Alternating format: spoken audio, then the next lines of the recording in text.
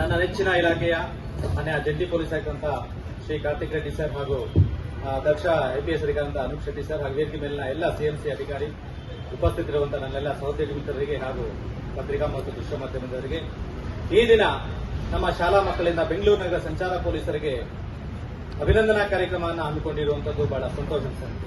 ಮಕ್ಕಳೇ, ನಿಮ್ಮೆಲ್ಲ ಚರ್ಚಾ ವಿಷಯಗಳನ್ನ ನಾನು ತುಂಬಾ ಸೂಕ್ಷ್ಮವಾಗಿ ಗಮನಿಸ್ತಾ ಇದ್ದೆ. ಇಷ್ಟೊಂದು ಧೈರ್ಯ ಮತ್ತೆ ಪೊಲೀಸರೊಂದಿಗಿನ ನಿಮ್ಮ ಒಂದು ಬಾಂಧವ್ಯ ಇನ್ನಷ್ಟು ಗಟ್ಟಿಯಾಗಬೇಕೆನ್ನುವಂತಹ ಆಶಾಭಾವನೆ ನನ್ನದು. ಕಾರಣ, ನಮ್ಮ ಬೆಂಗಳೂರು ನಗರ 1,20,00,000 ಜನಸಂಖ್ಯೆಯನ್ನು ಮೀರ್ತಾ ಇದ್ರು ವಾಹನಗಳ ಸಂಖ್ಯೆ 1,10,00,000 ದಾಟ್ತಾ ಇದೆ. ನಾವು ನೋಡ್ತಾ ಹೋಗ್ತಿದ್ರೆ ಒಂದು ವ್ಯಕ್ತಿಗೆ ಒಂದು ವಾಹನ ಆಗ್ತಾ ಇದೆ. ಆದರೆ ನಮ್ಮ ಬೆಂಗಳೂರು ನಗರ ವ್ಯಾಪ್ತಿಯಲ್ಲಿ 44,000 ಜಂಕ್ಷನ್ಗಳನ್ನ ನಾವು ನೋಡ್ತಾ ಇದ್ದೀವಿ. ಹಾಗೆ 14,000 ಕಿಲೋಮೀಟರ್ ರಸ್ತೆ ಜಾಲವನ್ನು ಹೊಂದಿದ್ದು ಇಷ್ಟೊಂದು ಬೃಹದಾಕಾರವಾಗಿರುವಂತಹ ನಮ್ಮ ಬೆಂಗಳೂರು ನಗರವನ್ನ ಸುರಕ್ಷಿತವಾಗಿ ಸುಗಮ ಸಂಚಾರಕ್ಕೆ ಆದ್ಯತೆಯನ್ನು ನೀಡಬೇಕಾದ್ರೆ ನಮ್ಮ ಸಂಚಾರ ಪೊಲೀಸ್ ವಿಭಾಗದ ಸಂಖ್ಯಾಬಲ ಆಸುಪಾಸು 5,000. ಇಷ್ಟೊಂದು ಕಡಿಮೆ ಸಂಖ್ಯೆಯ ನಾವುಗಳು ಈ ಬೃಹದಾಕಾರವಾಗಿರುವಂತಹ ನಗರವನ್ನ ಅತ್ಯಂತ ಯಶಸ್ವಿಯಾಗಿ ಅಪಘಾತಗಳಿಂದ ಮುಕ್ತಿಯನ್ನು ಪಡ್ತಾ ಇದ್ದೀವಿ. ನಾನು ನನ್ನ ಮಕ್ಕಳಲ್ಲಿ ಕೇಳ್ಕೊಳ್ತೀನಿ, ತಾವು ಪ್ರಶ್ನೆಗಳನ್ನ ಹಾಕ್ತಾ ಇದ್ರಿ, ನಮ್ಮ ಸಹೋದ್ಯೋಗಿಗಳು ತಮಗೆ ಉತ್ತರಗಳನ್ನ ಕೊಡ್ತಾ ಇದ್ರು. ಈ ಒಂದು ಬಾಂಧವ್ಯ ಯಾಕೆ ಇನ್ನಷ್ಟು ಗಟ್ಟಿ ಆಗ್ಬೇಕು ಅಂತಂದ್ರೆ, ನಮ್ಮ ಸಂಚಾರ ಪೊಲೀಸರನ್ನ ನಗರದ ಯಾವುದೇ ಭಾಗ ನೋಡಿ, ಅಕಸ್ಮಾತ್ ನಾವು ಬಿಲ್ ಕೊಡಬೇಕಾದ್ರೆ ದುಡ್ಡು ಕೊಟ್ರೆ ದುಡ್ಡು ಕೊಡೋದು ಮಾತ್ರ ರೆಕಾರ್ಡ್ ಮಾಡಿ ಯೂಟ್ಯೂಬ್ ಗಳಲ್ಲಿ ಬಿಡ್ತಾರೆ. ಅದಕ್ಕೆ ರಿಸಿಪ್ಟ್ ಕೊಡೋದನ್ನ ಯಾರು ಹಾಕೋದಿಲ್ಲ.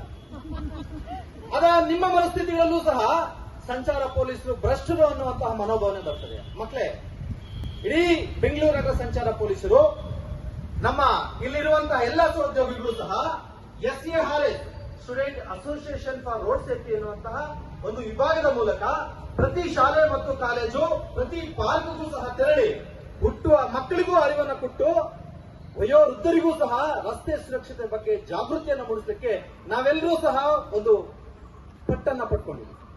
ಅದಕ್ಕೆ ನಮ್ಮ ಮೇಲಾಧಿಕಾರಿಗಳ ಒಂದು ಸೂಕ್ತ ನಿರ್ದೇಶನ ಇದಕ್ಕೆ ಬಹುಮುಖ್ಯ ಕಾರಣ. ನಮ್ಮ ಚರ್ಚಾ ವಿಷಯದಲ್ಲಿ ಹೇಳ್ತಿದ್ರು ಪಾದಾಚಾರಿಗಳ ಸಾವು ಹೆಚ್ಚಾಗ್ತಾ ಇದೆ ಅಂತ. ಹೌದು, 2024 ಮತ್ತು 25 ಸಮೀಕರಣ ಮಾಡ್ತಾ ಇದ್ರೆ 2024ರಲ್ಲಿ 233 ಜನ ಪಾದಾಚಾರಿಗಳು ಸಾವನ್ನ ಅನುಭವಿಸಿದ್ರು. ಆದ್ರೆ 2025ರಲ್ಲಿ 225 ಜನ ಬಂದ್ರು. ಅಂದ್ರೆ ವರ್ಷದಿಂದ ವರ್ಷಕ್ಕೆ ಸಾವಿನ ಪ್ರಮಾಣವನ್ನ ಇಳಿಕೆ ಮಾಡ್ತಾ ಇದೀವಿ.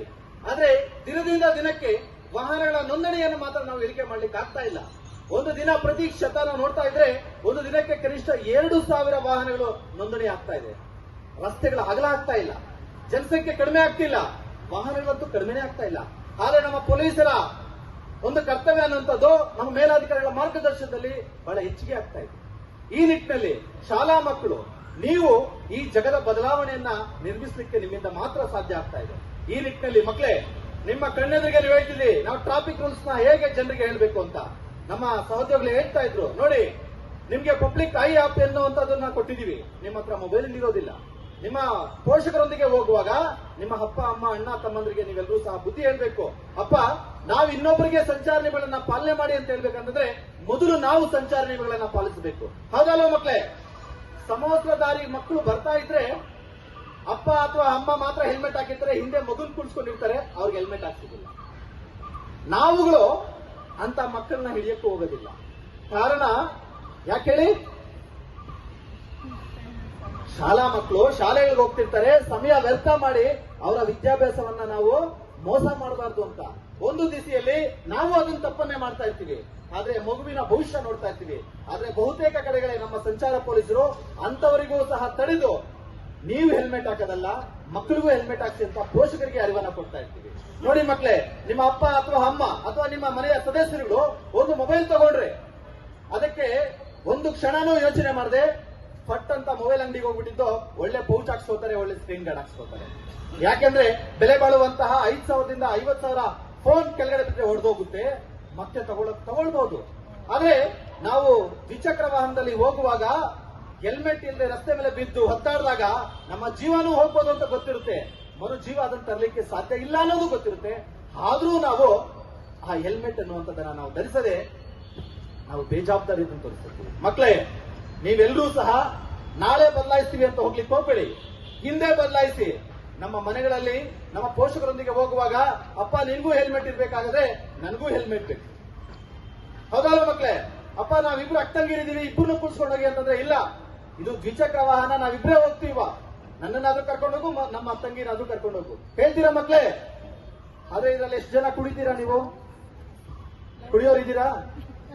ಅಲ್ಲ, ಬೆಳಿಗ್ಗೆ ಬೂಸ್ಟ್ ಹಾರ್ಲಿಕ್ಸ್ ಕುಡ್ಕೊಂಡ್ಬಂದ್ರೆ ಓಕೆ, ಅದನ್ನ ಕುಟ್ಟಿದ್ರೆ ಸಂತೋಷ. ನಮ್ಮ ಮನೆಗಳಲ್ಲಿ ನಮ್ಮ ಅಪ್ಪ, ಅಣ್ಣ ಅಥವಾ ಮಾವ ಇನ್ಯಾರಾದ್ರೂ ಸಹ ಮದ್ಯಪಾನ ಮಾಡುವರಾಗಿದ್ರೆ ನೋಡಿ, ಈ ಜಗತ್ತಲ್ಲಿ ತಂದೆ ಯಾರ ಮಾತನ್ನು ಕೇಳದೆ ಇರಬಹುದು, ಆದ್ರೆ ಅಪ್ಪಟ ಮುತ್ತು ಮಗಳ ಮಾತನ್ನ ಯಾವ ತಂದೆಯೂ ಸಹ ಕೇಳದೆ ಇರೋದಿಲ್ಲ. ಹೌದಲ್ಲ ಮಕ್ಳೇ?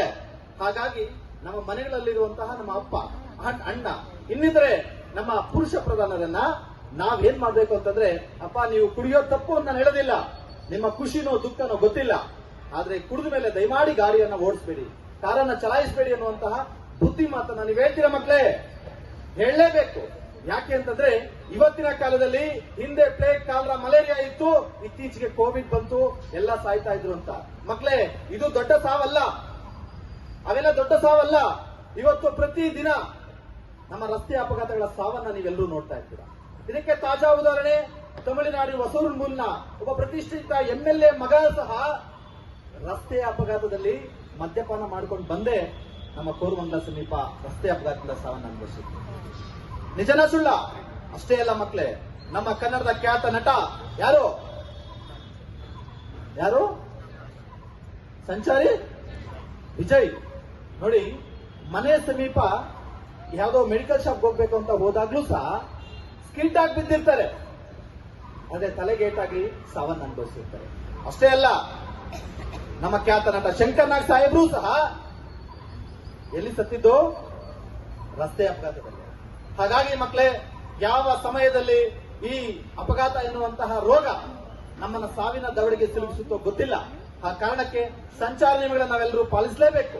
ಮತ್ತೆ ನೀವು ಹೇಳ್ತಾ ಇದ್ರಿ, ನಾವು ಶಾಲಾ ಮಕ್ಕಳು, ನಾವು ಸಂಚಾರ ನಿಯಮಗಳನ್ನ ಪಾಲಿಸಬೇಕು ಅಂತ ಜನರಿಗೆ ಹೇಳ್ಬೇಕು ಅಂತ, ಬಹಳ ಖುಷಿ. ಆದ್ರೆ ನಾವು ಒಂದು ಕಡೆ ಮೈ ಮರಿತಾ ಇದೀವಿ. ನಮ್ ಕಣ್ಣೆದುರಿಗೆ ಒಂದು ಅಪಘಾತ ಆಯ್ತು ಅಂತಂದ್ರೆ ಬಹಳ ಚೆನ್ನಾಗಿ ನಾವು ನೋಡ್ತಾ ಇರ್ತೀವಿ. ಏನ್ ಗೊತ್ತಾ? ಆಕ್ಸಿಡೆಂಟ್ ಆಗಿರುತ್ತೆ, ವಿತ್ ನಾನ್ ವಿಡಿಯೋ ಮಾಡುವಂತವನು ಬರಬೇಕು ಅಂತ ಸೆಲ್ಫಿ ವಿಡಿಯೋ ಮಾಡುವಂತದ್ದು. ನಿಜನಾ? ಆ ಸೆಲ್ಫಿ ವಿಡಿಯೋ ಮಾಡ್ತಾ ಮಾಡ್ತಾ ಹೇಳ್ತೀವಿ, ಈ ಟಿವಿ ಮಾಧ್ಯಮಗಳಲ್ಲಿ ಬರ್ತಾ ಇರ್ತಾರೆ ನಿರೂಪಣೆ, ಆ ಶೈಲಿಗಿಂತ ಭಿನ್ನವಾಗಿ ಮಾಡ್ತಿರ್ತೀವಿ. ನೋಡಿ, ಇಂಥ ವ್ಯಕ್ತಿಗೆ ಕೈ ಮುರಿದೋಗಿದೆ, ಕಾಲು ಮುರಿದೋಗಿದೆ, ತಲೆ ಗಾಯ ಆಗಿದೆ ಅನ್ನುವಂತಹ ಬಹಳ ಸ್ಪಷ್ಟವಾಗಿ ಹೇಳ್ತಾ ಇರ್ತೀವಿ. ಆದ್ರೆ ಅಪಘಾತ ಆಗಿದೆ, ರಸ್ತೆ ಮೇಲೆ ಬಿದ್ದು ಒದ್ದಾಡ್ತಾ ಇದ್ದಾನೆ, ಆ ವ್ಯಕ್ತಿನ ಆಸ್ಪತ್ರೆಗೆ ಸೇರಿಸಿ ಜೀವ ಉಳಿಸೋಣ ಎನ್ನುವಂತಹ ಕನಿಷ್ಠ ಪರಿಜ್ಞಾನ ನಮ್ಮ ಬೆಂಗಳೂರು ನಗರದಲ್ಲಿ ಕಡಿಮೆ ಆಗ್ತಾ ಇದೆ. ನೋಡಿ, ನಮ್ಮ ಕುಟುಂಬ ಸದಸ್ಯರು ಎಲ್ಲಾದ್ರೂ ಅಪಘಾತದಲ್ಲಿ ಗಾಯಾಳುಗಳು ಆಗಿದ್ದಾರೆ ಅಂತ ತಕ್ಷಣ ನಮ್ಮ ಅಪ್ಪ ಅಮ್ಮ ಎಷ್ಟು ಬೇಗ ರಜೆ ಹಾಕೊಂಡು ಆ ಸ್ಥಳಕ್ಕೆ ಹೋಗ್ತಾರಲ್ವಾ? ಅದೇ ನಮ್ಮ ಕಣ್ಣೆದುರಿಗೆ ಇನ್ಯಾರೋ ಪಾಪ ಇಲ್ಲಿ ರಸ್ತೆ ಮೇಲೆ ಬಿದ್ದು ಒದ್ದಾಡ್ತಾ ಇರ್ಲಿ, ನಮಗೆ ಮನೋರಂಜನೆ ಆಗ್ಬಿಟ್ಟಿದೆ. ಹಾಗಾಗಿ ಮಕ್ಕಳೇ, ನೀವು ಶಾಲಾ ವಿದ್ಯಾರ್ಥಿಗಳು, ಈ ಜಗತ್ತನ್ನ ಆಳುವಂತವರು, ಮುಂದಿನ ಸಾಕ್ಷಿ ಪ್ರಜೆಗಳು ನೀವಾಗಿರುವಾಗ ನೀವೆಲ್ಲರೂ ಸಹ ನೀವು ಬಂದಿರುವಂತವರು ನಿಮ್ಮ ಸಹಪಾಠಿಗಳಿಗೆ ಹೇಳ್ಬೇಕು, ನಿಮ್ಮ ಕುಟುಂಬ ಸದಸ್ಯರಿಗೆ ಹೇಳ್ಬೇಕು. ಹೇಳ್ತೀರಾ ಮಕ್ಕಳೇ? ಪೊಲೀಸ್ ಅಂದ್ರೆ ಭಯನಾ? ಇಲ್ಲ, ಪೊಲೀಸರು ಯಾರು ಸಹ ಭಕ್ಷಕರಲ್ಲ, ನಿಮ್ಮೆಲ್ಲರನ್ನು ಸಹ ಸದಾ ಕಾಯುವಂತಹ ಆರಕ್ಷಕರು ಮಕ್ಕಳೇ. ಹಾಗಾಗಿ ನಮ್ಮ CMCಯ ಅಧಿಕಾರಿ ಮತ್ತು ಸಿಬ್ಬಂದಿಗಳಿಗೆ ನಾನು ವೈಯಕ್ತಿಕವಾಗಿ ಅಭಿನಂದನೆ ಸಲ್ಲಿಸಬೇಕು. ಪ್ರತಿ ವರ್ಷ ಈ ದಿನದಂದು ನಮ್ಮ ಬೆಂಗಳೂರಿನ ಸಂಚಾರ ಪೊಲೀಸರಿಗೆ ಒಂಥರ ಚಿರಋಣಿ ಆಗಿರುವಂತಹ ಒಂದು ಕಾರ್ಯಕ್ರಮ ಹಮ್ಮಿಕೊಳ್ತಾ ಇರ್ತೇವೆ. ನನ್ನನ್ನು ಸತತವಾಗಿ 4ನೇ ವರ್ಷವೂ ಸಹ ಆಹ್ವಾನ ಕೊಟ್ಟು ಈ ಕಾರ್ಯಕ್ರಮಕ್ಕೆ ಮಾತಾಡ್ತಾ ಇರ್ತಾರೆ. ಇದರ ಒಂದು ಉದ್ದೇಶ, ನಮ್ಮ ಶಾಲೆ ಮತ್ತು ಕಾಲೇಜುಗಳಲ್ಲಿ ನಾವು ಪ್ರವಾಸವನ್ನು ಹಮ್ಮಿಕೊಳ್ತಾ ಇರ್ತೀವಿ. ಯಾವುದೋ ಬೀಚೋ, ಟೆಂಪಲ್ ಅಂತ, ಇವೆಲ್ಲದಕ್ಕಿಂತ ಬಹಳ ಮುಖ್ಯವಾಗಿರುವಂತಹ ಒಂದು ಸ್ಥಳಗಳನ್ನ ನಾವು ಹೋಗ್ಬೇಕು. ವಿಕ್ಟೋರಿಯಾನೋ, ಬೋರಿಂಗೋ, ಇನ್ನಿತರೆ ನಿಮಾನ್ಸ್ಗೋ ಹೋಗಿ ರಸ್ತೆ ಅಪಘಾತಗಳಿಂದ ಯಾರ್ಯಾರು ಗಾಯಗಳಾಗಿರ್ತಾರೆ ಅವರೆಲ್ಲರೂ ಸಹ ನಾವು ತೋರಿಸಬೇಕು, ನೈಜ ದರ್ಶನ ಅದಕ್ಕೆ ಮಾಡಿಸಬೇಕು. ಹಾಗೆ ಮಾತ್ರ ನಮ್ಮ ಮಕ್ಕಳಿಗೂ ಭಯ ಆಗುತ್ತೆ. ಪೇರೆಂಟ್ಸ್ಗೆ ಮಕ್ಕಳಿಗೆ ಆಸ್ತಿ ಮಾಡಬೇಕು ಅಂತ ಎಲ್ಲಿ ಬೇಕೋ ಅಲ್ಲಿ ಸೈಟ್ ತೆಗಿತಾರೆ, ಜಾಗ ತೆಗಿತಾರೆ. ಆದ್ರೆ ಮಕ್ಕಳನ್ನೇ ಆಸ್ತಿ ಮಾಡಿರೋದಿಲ್ಲ. ಮಕ್ಕಳೇ ಟ್ರಾಫಿಕ್ ರೂಲ್ಸ್ ನ ಬ್ರೇಕ್ ಮಾಡಿ ಹೋಗ್ತಿರ್ತಾರೆ. ನನಗೆ ತಾಜಾ ಉದಾಹರಣೆ, ನಾ ಹಿಂದೆ ಬಸವಗುಡಿಯಲ್ಲಿದ್ದಾಗ ಟ್ರಿಪಲ್ ರೈಡಿಂಗ್ ಅಲ್ಲಿ 3 ಜನ ಹುಡುಗರು ಮೈನರ್ ಬರ್ತ್ಡೇ ಪಾರ್ಟಿಗೆ ಅಂತ ಹೋಗಿ ಬರ್ತಿರ್ತಾರೆ. ಹುಡ್ಕೊಂಡು ಬಂದು ನಿಂತಿರುವಂತಹ ಟ್ರ್ಯಾಕ್ಟರ್ಗೆ ಡಿಕ್ಕಿ ಮಾಡಿರ್ತಾರೆ. ಓಡಿಸಿದಂತಹ ಒಬ್ಬನೇ ಹುಡುಗ ಮನೆಗೆ ಸ್ಪಾಟ್ ಅಲ್ಲಿ ಸಾವನ್ನ ಅನುಭವಿಸಿರ್ತಾರೆ. ಆ ತಾಯಿ ಅರೆಪಟ್ನಾವಸ್ಥೆಗೆ ಹೋಗಿದ್ದಾರೆ. ಇವತ್ತಿಗೂ ಸಹ ಮಾನಸಿಕವಾಗಿ ಶಕ್ತರಾಗಿಲ್ಲ. ಹಾಗಾಗಿ ನಾವು ಮಕ್ಕಳನ್ನ ಆಸ್ತಿ ಮಾಡಬೇಕು, ನಾವು ಮಕ್ಕಳಿಗಾಗಿ ಆಸ್ತಿ ಮಾಡಬೇಕು ಅಂತ ಯಾರಾದ್ರೂ ಅಂದುಕೊಂಡಿದ್ರೆ ನಾವು ಅದನ್ನ ಬದಲಾಯಿಸ್ತೇವೆ. ಹಾಗಾಗಿ ನಮ್ಮ SCRS ಅಧಿಕಾರಿ ಮತ್ತು ಸಿಬ್ಬಂದಿಗಳಲ್ಲಿ ನಾನು ಕೊನೆಯದಾಗಿ ಕೇಳ್ಕೊಳ್ಳೋದಿಷ್ಟೇ, ನೀವೆಲ್ಲರೂ ಸಹ ಯಾವುದೋ ಒಂದು ಆಸೆ ಇಲ್ಲದೆ ಮಕ್ಕಳಲ್ಲಿ ನೀವು ಖುಷಿಯನ್ನ ಕಾಣ್ತಾ ಇದ್ದೀರಾ. ಮಕ್ಕಳಿಂದ ಈ ಸಮಾಜವನ್ನು ತಿದ್ದಲಿಕ್ಕೆ ಪಣ ಕೊಟ್ಟಿದ್ದೀರಾ. ಹಾಗಾಗಿ ನಮ್ಮ ಮೇಲಾಧಿಕಾರಿಗಳ ನಿರ್ದೇಶನದಂತೆ ನಾವು ಪ್ರತಿದಿನವೂ ಶಾಲಾ ಮತ್ತು ಕಾಲೇಜುಗಳಿಗೆ ಹೋಗಿ ಬದಲಾವಣೆಯನ್ನು ಈ ಮಕ್ಕಳಿಂದ ಸಾಧಿಸೋಣ ಅಂತ ಹೇಳ್ತಾ, ನನಗೆ ಅವಕಾಶ ಕೊಟ್ಟು ಎರಡು ಹಿತನುಡಿಗಳನ್ನ ಹೇಳಲಿಕ್ಕೆ ಒಂದು ಸಾಕ್ಷಿಯಾಗಿ ಅವಕಾಶ ಕೊಟ್ಟಂತ ಸಿಎಂಸಿ ಎಲ್ಲ ಅಧಿಕಾರಿ ಮತ್ತು ಸಿಬ್ಬಂದಿಗಳಿಗೆ ಹಾಗೂ ವಿಶೇಷವಾಗಿ ನನ್ನ ನೆಚ್ಚಿನ ಜಂಟಿ ಪೊಲೀಸ್ ಆಯುಕ್ತರು ಹಾಗೂ ಡಿಸಿಪಿ ಸಾಹೇಬರಿಗೆ ಹಾಗೂ ಈ ಒಂದು ಬದಲಾವಣೆಯ ದಿಕ್ಕನ್ನ ಮುನ್ನುಡಿಯಾಗಿ ನಿಂತು ನಡೆಸುತ್ತಿರುವಂತಹ SCRS ನ ಎಲ್ಲ ಅಧಿಕಾರಿ ಮತ್ತು ಸಿಬ್ಬಂದಿಗಳಿಗೆ ನಾನು ವೈಯಕ್ತಿಕವಾಗಿ ಅಭಿನಂದಿಸಿ ನನ್ನ ಎರಡು ಮಾತುಗಳನ್ನು ಮುಗಿಸುತ್ತಿದ್ದೇನೆ. ಜೈ ಹಿಂದ್, ಜೈ Hind. Thank you, sir, for doing this constantly for over 4 years now. He's been reminding us and